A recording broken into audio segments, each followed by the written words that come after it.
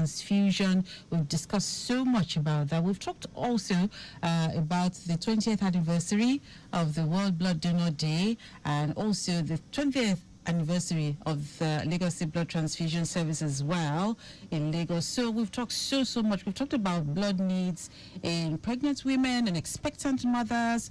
We've also talked about, in fact, we've said so much about blood donation. But today we're focusing on the blood needs in people living with sickle cell anemia. Most people do not even know the statistics. Most people don't even know their needs per day, per minute, per second when they're living with sickle cell anemia. So today on the program, we'll be shedding more light on their needs.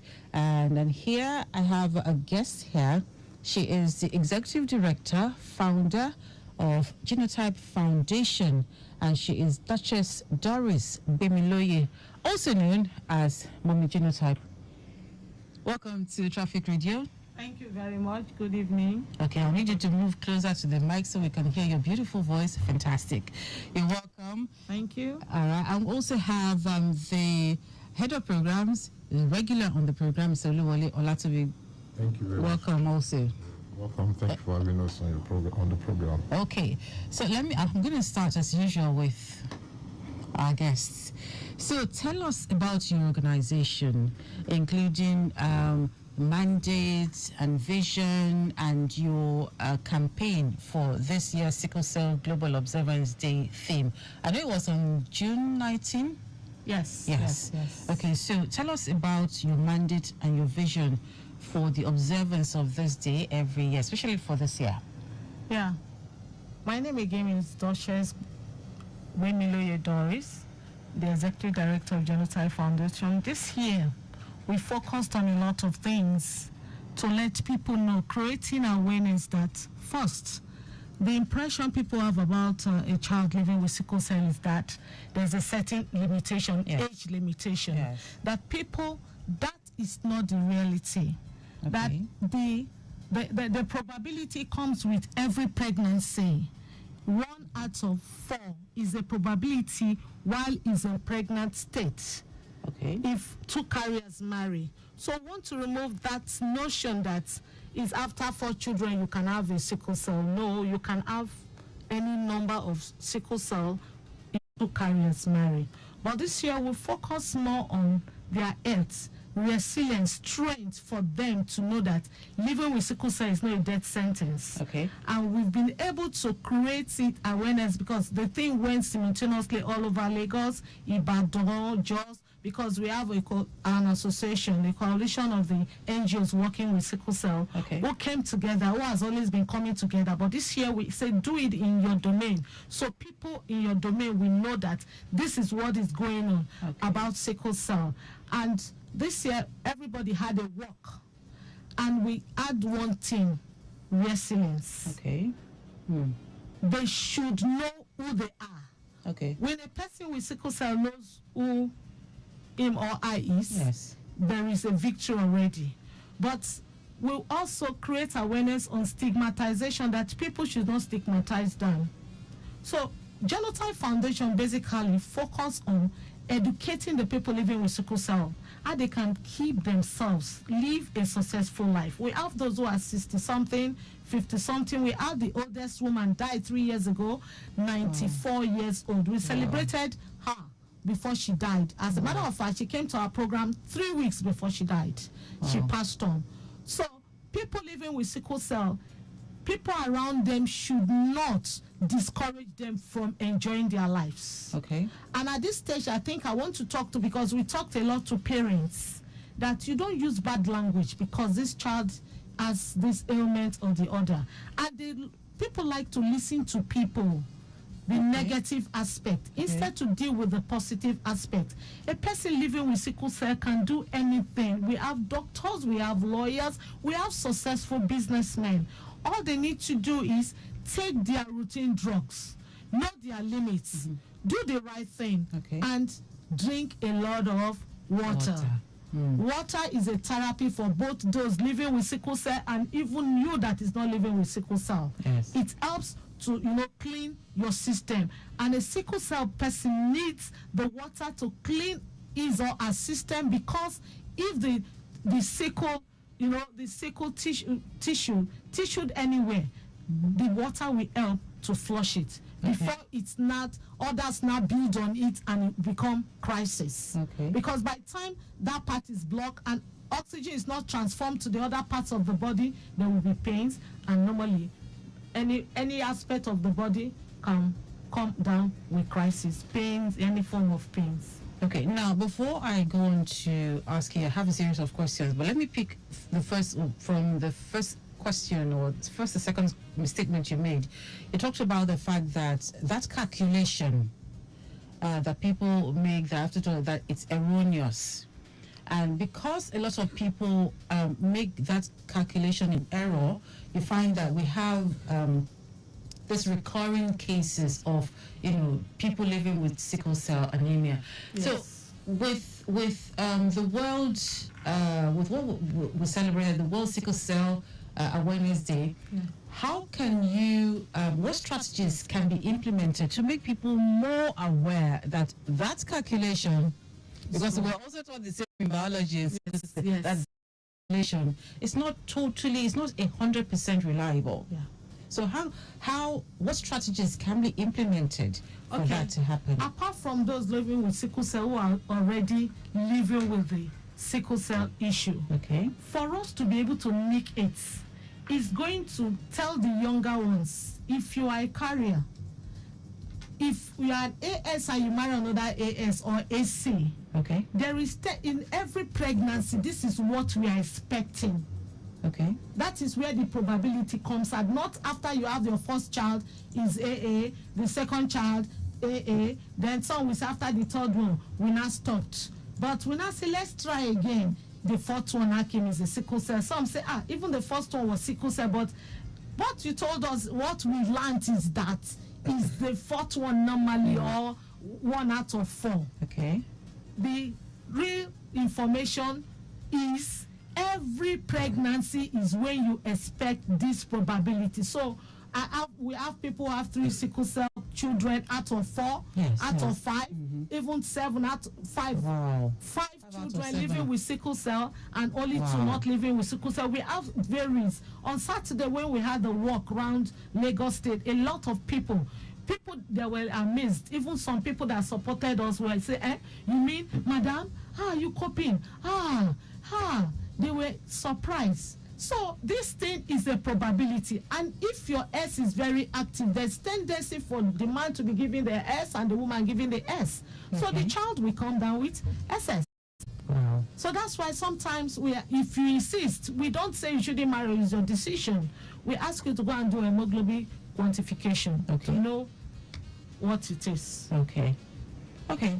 So what measures can we take now to improve access to early diagnosis and screening for people living with sickle cell anemia? And what is the impact of that screening process? Yes. Early diagnosis. Yes. Like if you marry, you don't want to wait till the child is born. There's what we call the prenatal diagnosis, which you can do at 10 to 12 weeks. But the 11th week, I say, is the best. They take a fluid from the, from the fetus, and when the result comes, the decision also lies on you. If the result comes as AA, AS, or SS, so if it's even SS, there and there they will start counseling you. So you are prepared ahead, even before the child is born. Then on the other round, even if you didn't do the prenatal diagnosis, after delivering the child, you have, you can do the genotype instantly. That is the machine. That is what we are asking the government to put in place. The machine to test the children once they are born. Then thereafter, you don't know the genotype of the child until the child, because that's 0 to 6 months to 9 months is using the mother filter hemoglobin to filter its hemoglobin to transport oxygen to the different parts of the body.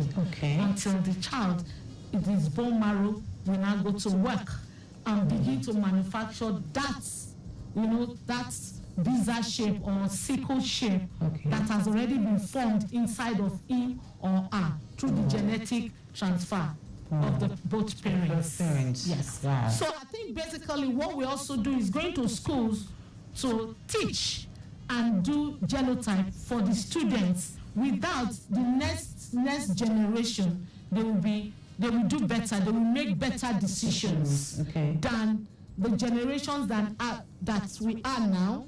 And some of them, even at the point of wedding, when they discover, they take the better decision. But for the caregivers or genetic counselor, we don't tell you not to marry. We only just put it on the table for you.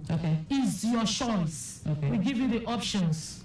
And if they listen, I think they will make the country better. And in the next future, having sickle cell children will be a thing of choice and not out of ignorance.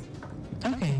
I have one more question for you, but let me quickly take an update. Ijai Inward Mera will have a breakdown. It's a caterpillar with mechanical fault, and right now effort is done by the owner to have it repaired and evacuated from that location.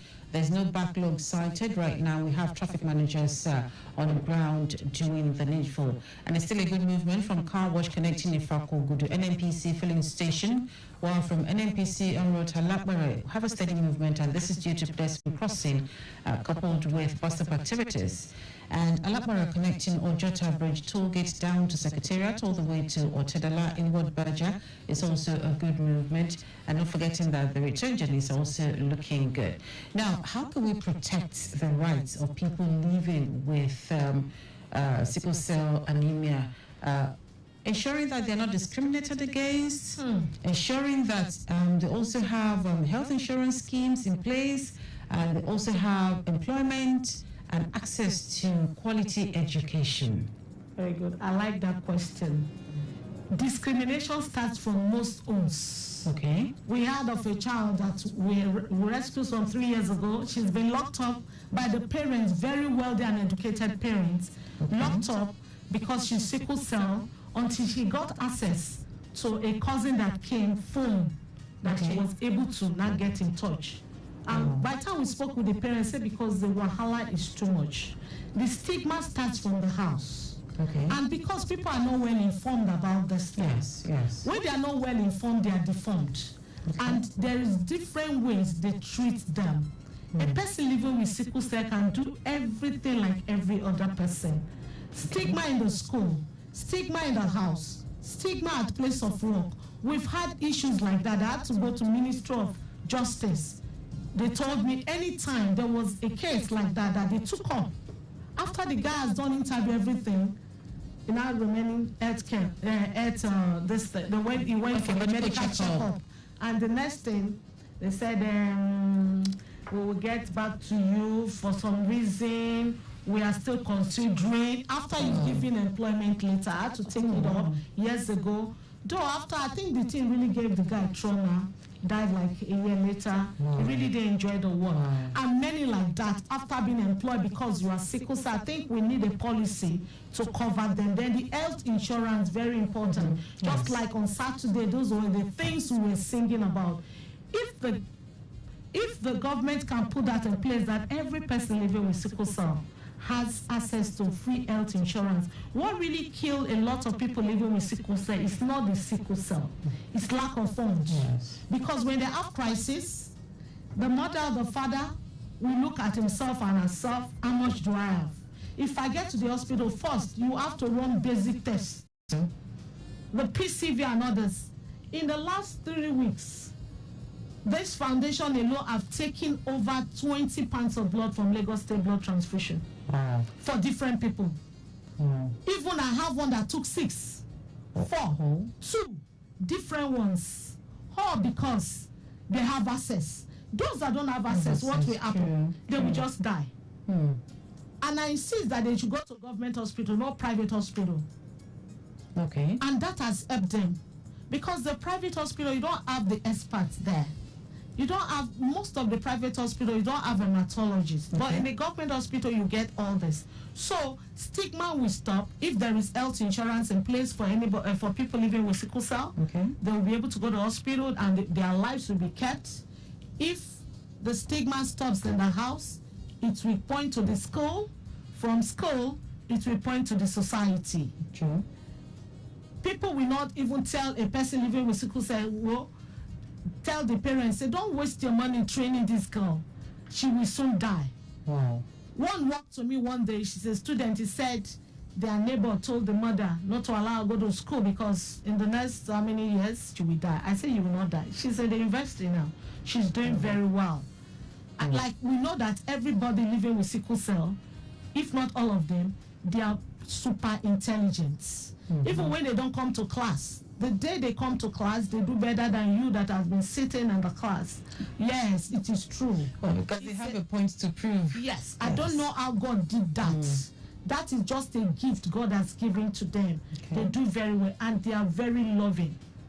And a lot of them too, they get emotionally tired, mental health. Okay. Some of them have become drug addicts. Not the drugs that they sell outside, with their own drugs. Their own drugs. I know. Because when they have this pain, and there is nobody, there's no money to go to the hospital. Okay. They go to the nearest pharmacy, and because they know that this person is living with sickle cell, they will sell those drugs to them, and they begin to inject themselves. Wow.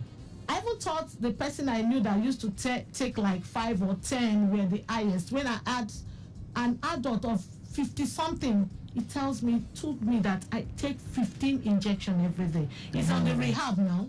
He's in a rehab center now.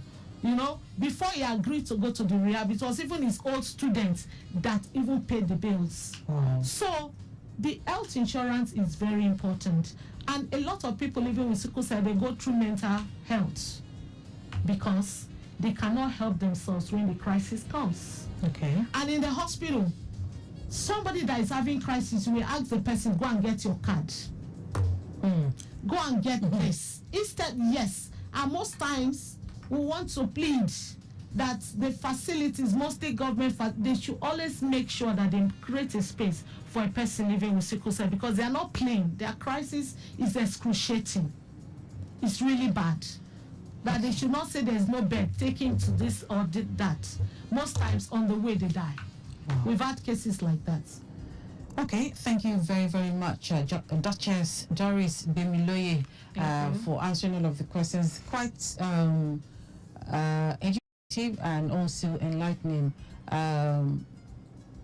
What? All right, let me quickly, because of time, let me quickly speak with so Latubi. Now, Latubi, what has LSBTS put in place to reduce the incidence of sickle cell disease? I know we've talked, we've mentioned some of them, but let's have specifics now so that those who are our listeners who are out there can also know and understand that, look, certain provisions have been made for them. But I wanted to highlight what LSBTS has put in place to reduce the incidence of sickle cell anemia.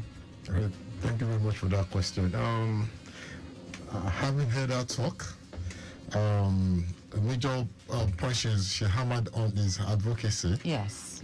Letting people, she said the word, you are not informed, you are deformed. Yes. Right, so one of the things we do when you walk in to our facility to donate blood is that you get to know your genotype. Okay. And along that process, you are counseled. Okay. You are counseled for something called sickle cell traits. Okay. That's the AS, the SC, the SS, and then you are told, who you can have a marriage with, or you can have a child with, so as to avoid, the other traits that you should avoid. But have you had yesterday some people who say, oh no, I love this person. This is the person, it's either I marry this person or not. And you know that person is a carrier. The most important thing is that we're giving you that information. Okay, what you do with it? What you do with it, okay. But at least you are well informed of what you are going into. Okay. And another thing we've done that if you have to do this genotype, if you have to know get to do this genotype testing outside, I think the least you can get to this is about 5,000 naira. Yes. But yes, for your genotype. Right, but at our place it's free. So that's part of the things that the Lagos State government You get to enjoy. You get to enjoy. Yeah. That's part of the things we fund. That's part of the way we've Lagos State Blood Transfusion Services. Yes. That's part of the service they provide, free of charge to people. Only to those who want to donate, voluntary blood donors, or just to everybody. Anybody that comes into our facility. Okay. The only idea is that once you come into our facility, remember there's a donor selection process, so you get to enjoy medical checks. Yes. So all these things are there for you to take advantage of. Okay. Yeah. Okay. So what is Mr. Governor doing right now to ensure that people living with sickle cell anemia receive comprehensive health care? I know that for when they need blood transfusion, for them it is.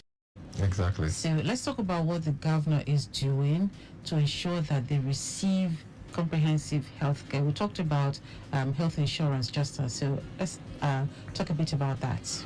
Okay, so Mr. Governor has made this a policy, like you mentioned, for this people with sickle cell anemia, that anytime they require blood, if they should walk into our facility, the blood transfusion service facility at Bagada, at Lasuth, at Lagos Southern Maternity Hospital, that it should be free of charge. You provide the blood for them free of charge. Okay. So that's one thing Mr. Governor has done to alleviate, to provide some form of comprehensive health care for people living with sickle cell anemia. Okay. And like just before we came in, she was telling me that she had to collect about 8 pints of blood for just one patient last week. Wow. And so these are ways that Mr. Governor has come in to ensure that at least this major, we told you about blood being an essential medicine, and for this group of people, there should be no barrier in them accessing it. I think it's also a clarion call to prospective voluntary blood donors to come forward, because if one person requires this much, so which means that there is now a deficit that needs to be refilled. Which means voluntary blood donors and those who are still sitting on the fence and thinking this is the time for them to rise and come to the aid of everyone who needs a blood donation. So let me put in, because you mentioned, thank you for recommending our general hospitals. This our skill set in general hospitals. So that's one of the other things. Remember, some time ago, around February, we trained about 200 doctors. So that's part of the policy of government to ensure that our healthcare professionals are they are up to task. They are they are aware of emerging trends in the treatment of various ailments. So that's another huge investment made by the government to ensure that this quality of care is world class. Lagos is always first in everything. Yes. Thank you. So it's a big shout out to Mr. Governor, and also a lot of people don't know our Commissioner for Health is also a consultant hematologist, Professor Akinyabaomi. So you can understand that. I can tell you that at least in Lagos State, in Nigeria as it is, I think the best place for a sickle cell patient to find himself is Lagos State. And just to add to what he said, 2 weeks or 3 weeks ago, Mr. Governor opened a sickle cell center for children at Lasuth. A world-class, place that for pediatrician. But we are appealing. We need more for the adults, because a lot of adults, they come down with leg ulcers, so many things that they are really going through that they cannot afford to drug. There is a girl who has done surgery like how many times in her leg. One of her drugs is about 150,000. Wow. Yes, that I know. Our drugs are so expensive. She's alive because of God and money. And many other people living with sickle cell. If the drugs can be made available and free to those people, because a lot of this one is the rich and the poor also cry. This is not just segregated. This is the rich and the poor also cry. We will beg Mr. Governor to do more. The hematology, let him make that section, the hematology department, for the adults and help us free drugs. The blood he has really tried, right? But then we still need more. Okay. I'm sure Mr. Governor would get this report, this feedback from you, and begin to work on it also. I mean, a lot has been done so far, and I'm sure that he still has more in store in the area of health. But we have to go. Thank you very, very much, Duchess Doris Bimiloye, Executive Director and Founder, Genotype Foundation, aka Mommy Genotype. Thank you so much for shedding light on a lot of the questions concerning the people living with sickle cell anemia in Nigeria. And also, Mr. Latibe, thank you again for always being there and working hard. And also, I won't forget the Executive Director. I'm sorry, the Executive Secretary. I won't forget her, Dr. Bodori Oshikumaya. Thank you also. And everyone under the Ministry, Lagos State Ministry of Health. Thank you so much. Big thanks also goes to Victor Terry and Executive Producer Tayo Akwali. My name is Dele Agadumo. Don't forget, you can get in touch with the LSBTS. On X, it's Lagos BTS. On Facebook is Lagos Blood Transfusion, and on Instagram is Lagos State Blood Transfusion. You can also get in touch with them via their telephone number 0806 920 7914. Again, 0806 920 7914. Enjoy the rest of your week. My name is Dele Agadumo. Thank you very much.